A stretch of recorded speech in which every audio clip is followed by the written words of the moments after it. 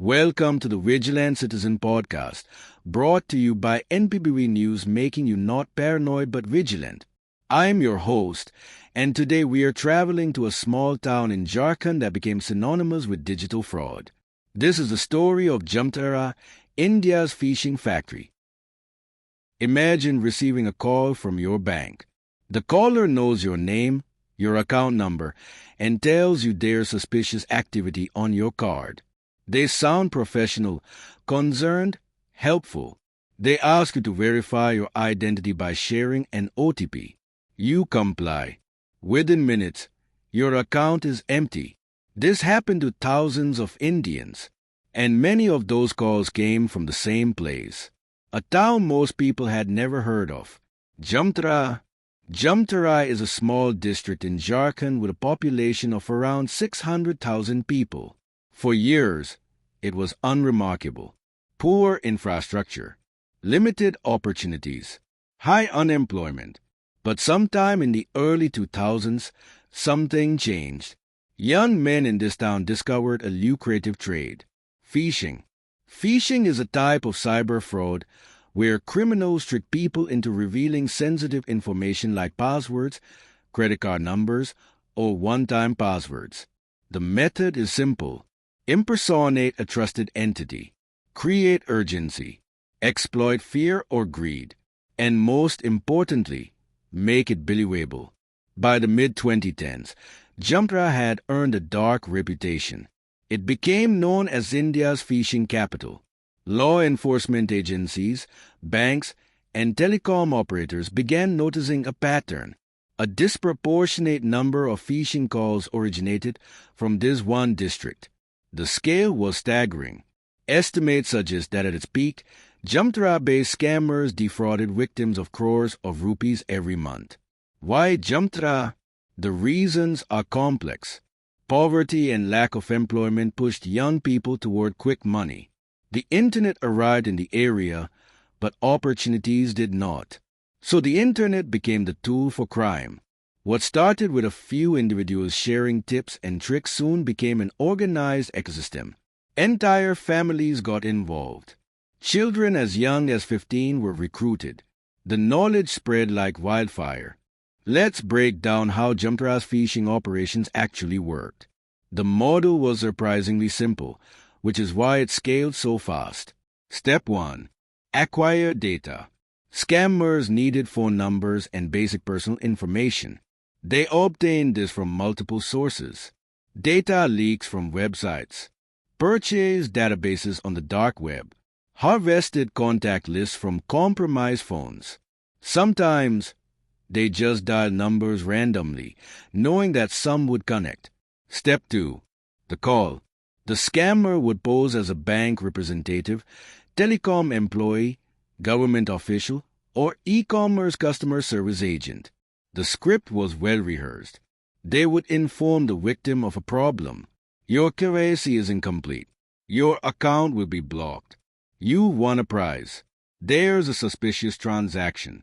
Each script designed to create urgency. Step 3. Building trust.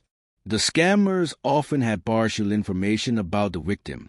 They might know the bank you use, the last 4 digits of your card, or your registered mobile number. This information made the call seem legitimate. Victims believed they were speaking to authorized personnel. Step 4. The ask. Once trust was established, the scammer would request sensitive information, an OTP, a CVV number, a password, or they would send a link and ask the victim to click it. Some scammers use screen-sharing apps, claiming they needed to fix an issue remotely. Once the victim complied, the money transfer happened in seconds. Step 5. Laundering. The stolen money was quickly moved through multiple accounts. Money mules, often unemployed youth from other states, were recruited to open bank accounts. Funds would be split, transferred, and withdrawn within hours. By the time victims reported the fraud, the trail was cold. What made Jamtara particularly dangerous was the organization behind it. This was not the work of lone wolves. It was an ecosystem. Trainers taught newcomers the art of deception. Script writers created convincing dialogues. Tech experts handled SIM card cloning and VoIP services to mask caller IDs. Coordinators managed operations. And financiers provided initial capital and took a cut of the profits. The operation was decentralized yet coordinated. There was no single kingpin. Instead, dozens of small groups operated independently, sharing techniques and best practices. This made law enforcement's job incredibly difficult. The impact of Jamtara's phishing industry was felt across India. Between 2015 and 2020, thousands of complaints poured into cybercrime cells nationwide. The National Cybercrime Reporting Portal logged tens of thousands of phishing cases, with significant numbers traced back to Jamtara. Real cases paint a grim picture. In 2018, a retired government employee in Delhi lost 12 lakh rupees after receiving a call from someone claiming to be from his bank. The scammer convinced him that his account was being used for money laundering and he needed to transfer funds to a secure account for verification. The money was never recovered. In 2019, a teacher in Maharashtra clicked a link sent via SMS, supposedly from an e-commerce site, offering a refund. Within minutes, malware was installed on her phone. The attackers accessed her banking apps and drained 3 accounts. Total loss, 8 lakh rupees. A businessman in Karnataka lost 23 lakhs after scammers impersonating income tax officials threatened him with arrest over unpaid taxes. They directed him to make immediate payments to avoid legal action. Terrified, he complied. These are not isolated incidents. They represent thousands of similar cases. The psychological toll was immense. Victims experienced shame, anxiety, and financial ruin. Many did not report the crime due to embarrassment. Others lost faith in digital banking altogether. The law enforcement response was slow initially. Cybercrime infrastructure in India was underdeveloped. Police stations lacked expertise. Jurisdictional issues complicated investigations. Scammers operated from Jharkhand but targeted victims across India. This required coordination between multiple state police forces, which was rare. However, things began to change. In 2020, Jharkhand police launched Operation Chakravan and Jakatu. These were large-scale crackdowns specifically targeting Jamtara's phishing networks. Hundreds were arrested. Equipment was seized. SIM cards, phones, laptops, and cash worth crores were recovered. The operations had an impact. For a brief period, phishing calls from Jamtara dropped significantly, but the problem did not disappear. Many scammers simply relocated to neighboring states. Others became more cautious, using better encryption and more sophisticated methods. Banks and telecom operators also stepped up efforts. Two-factor authentication became mandatory. SMS warnings were sent to customers about phishing attempts. Caller ID apps began flagging suspicious numbers. Financial institutions froze accounts linked to fraudulent activities more quickly. Despite these measures, the fundamental problem persisted. Poverty and unemployment in Jamtara remained. The skills developed by scammers were not easily transferable to legitimate work. Some arrests led to convictions, but many cases languished in courts for years. Penalties, when imposed, were often light. Jamtara is not unique. Phishing hubs exist worldwide. In West Africa, particularly Nigeria and Ghana, similar operations have been running for decades. The infamous Nigerian prince scam is perhaps the most well-known example of organized online fraud. In Southeast Asia, Cambodia and Myanmar have become centers for large-scale cyber fraud operations.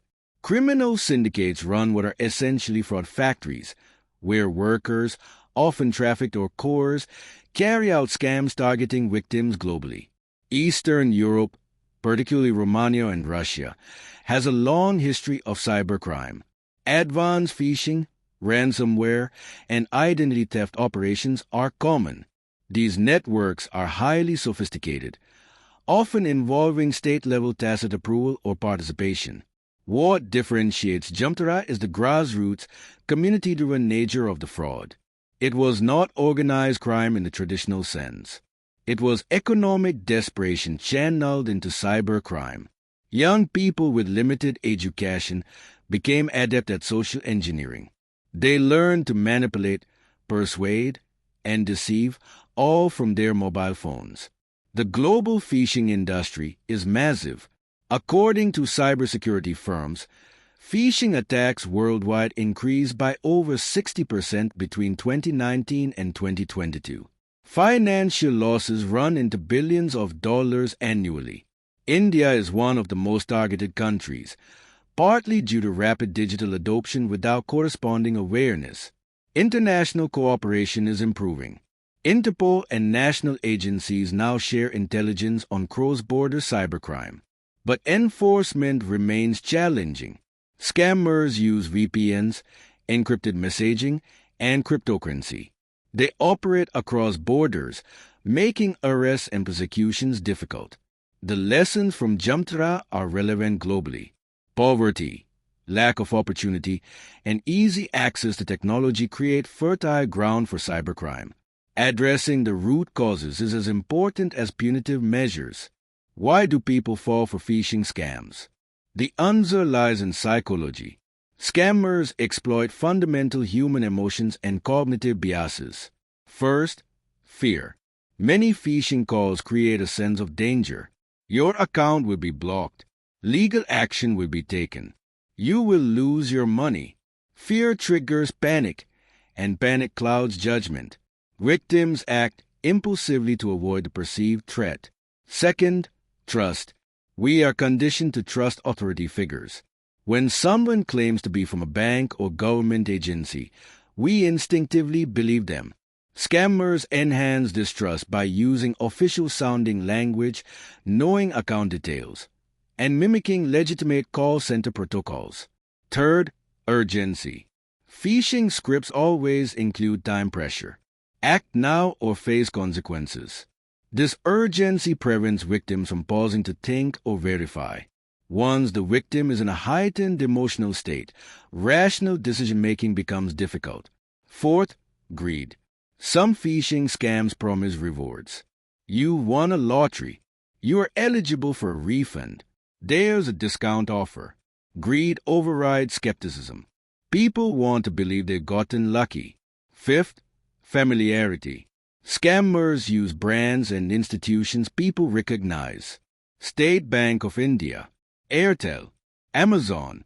The familiar logo or name lowers defenses.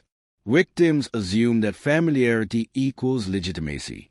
From a social perspective, Jamtara scammers were often not seen as criminals by their communities. They were seen as clever entrepreneurs who found a way to make money in a system that offered them nothing. Families benefited from the income. New houses were built. Motorcycles were purchased. Social status improved. This normalization made it harder to stigmatize the crime. The victims, on the other hand, often blamed themselves. They felt foolish for falling for the scam. This self-blame prevented many from reporting the crime. It also made them vulnerable to secondary scams, where fraudsters pose as recovery agents promising to retrieve lost money for a fee. Understanding these psychological and social dynamics is crucial. Education and awareness campaigns must address the emotional triggers that scammers exploit. Communities in areas like Jamtara need viable economic alternatives. Victims need support systems that reduce shame and encourage reporting. Cybersecurity experts view Jamtara as a case study in how digital crime adapts and evolves. Several insights emerge from analyzing this phenomenon. First, cybercrime is democratized. You no longer need advanced technical skills to commit fraud. Social engineering, the art of manipulating people, is now the primary tool. A smartphone, a script, and basic knowledge of banking systems are enough. This lowers the barrier to entry and expands a pool of potential criminals. Second, the ecosystem model is resilient. Jamtara's decentralized structure made it difficult to dismantle. Arresting a few individuals did not collapse the network. New operators filled the void. The knowledge and techniques were widely shared, ensuring continuity. Third, digital literacy lags behind digital adoption. India added hundreds of millions of internet users in a short span. Many were first-time users with no training on online safety. They did not recognize red flags. They trusted easily. This gap between access and awareness created a massive victim pool. Fourth, law enforcement needs to evolve. Traditional policing methods are insufficient for cybercrime. Real-time monitoring, data analytics, interstate coordination, and specialized training are essential. Cybercrime cells must be empowered and resourced adequately. Fifth, prevention is more effective than punishment. By the time a scam is reported, the money is usually gone. Recovery rates are abysmally low. The focus must shift to preventing scams before they happen. This requires collaboration between banks, telecom operators, technology companies, and government agencies. Experts also emphasize the role of regulation. KYC norms for SIM cards and bank accounts must be enforced strictly. Bulk SMS services and VoIP providers must be monitored. Data protection laws must penalize organizations that leak customer information. Finally, there is a moral dimension. Young people in Jamtara turned to crime because they saw no alternative. Development initiatives, education, skill training, and employment generation in such regions are not just economic imperatives. They are crime prevention strategies. Let's talk about practical steps you can take to protect yourself from phishing attacks. Here are 10 actionable measures tailored to the Indian context. 1. Never share OTPs, passwords, or CVV numbers with anyone. No legitimate bank, government agency, or company will ever ask for these over the phone or via SMS. If someone asks, it is a scam. Hang up immediately. 2. Verify before you act. If you receive a call claiming to be from your bank, disconnect and call the official customer care number listed on the bank's website or your passbook. Do not use numbers provided by the caller. 3. Be skeptical of urgency. Scammers create panic to force quick decisions. If someone says your account will be blocked or you face legal action, take a moment to think. Legitimate issues are communicated through official channels and give you time to respond. 4. Do not click on links in unsolicited messages. Phishing messages often contain links to fake websites designed to steal your information. Even if the message looks official, go directly to the company's website or app instead of clicking the link. 5. Enable transaction alerts. Most banks offer SMS and email alerts for every transaction. Activate these. If you receive an alert for a transaction you did not make, contact your bank immediately. 6. Use strong, unique passwords. Do not reuse passwords across multiple accounts. Use a password manager if necessary. Enable two-factor authentication wherever possible. 7. Beware of screen-sharing apps. Scammers often ask victims to install apps like AnyDesk or TeamViewer, claiming they need to fix an issue remotely. Once installed, they gain full access to your device. Never install such apps on the instructions of an unknown caller. 8. Register your number on the Do Not Disturb registry. While this won't stop all scam calls, it reduces spam. You can register by sending an SMS with DND to 1909. 9. Report suspicious activity. If you receive a phishing call or message, report it.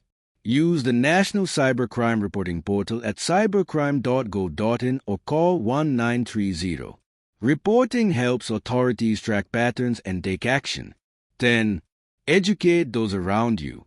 Elderly family members and those new to digital banking are particularly vulnerable. Share what you know. Teach them to recognize red flags. Make them comfortable asking for help. before acting on suspicious requests. Remember, awareness is your first line of defense. Scammers rely on ignorance and panic. Stay informed, stay calm, and always verify. Jamtara's story is a reminder of how technology, poverty, and opportunity intersect in unexpected ways. A small town in Jharkhand became India's phishing capital not because of sophisticated criminal masterminds, but because desperate young people found a way to exploit the gaps in our digital ecosystem. The impact was enormous. Thousands of victims, crores lost, families destroyed. Yet the problem persists. Law enforcement crackdowns helped, but they did not eliminate the threat. Scammers adapted. They moved. They evolved. The solution is multifaceted. Better policing, stricter regulations, improved digital literacy, and most importantly, addressing the socioeconomic conditions that push people toward crime in the first place. For individuals, the lesson is clear. Vigilance is not paranoia. It is necessary. Every call, every message, every link is a potential risk. But with awareness, caution, and the right habits, you can protect yourself. Jamtara is not just a place. It is a phenomenon, and understanding it helps us navigate the digital age more safely. Thank you for listening to NPBV News. Not paranoid but vigilant. Stay informed, stay safe, and remember, in the digital world, a little skepticism goes a long way. Until next time.